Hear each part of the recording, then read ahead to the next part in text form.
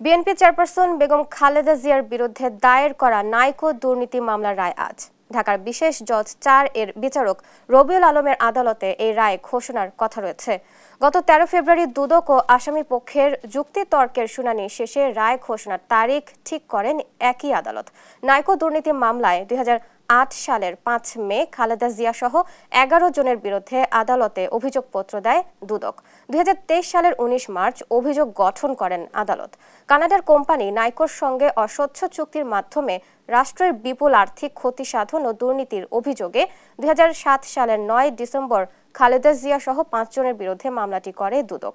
এতে অভিযোগ করা হয়, ক্ষমতার অপব্যবহার করে ৩টি গ্যাস ক্ষেত্র পরিত্যক্ত দেখিয়ে কানাডার কোম্পানি নাইকোর হাতে তুলে দিয়ে আসামিরা রাষ্ট্রের প্রায় ১৩,৭৭৭ কোটি টাকার ক্ষতি করেছে।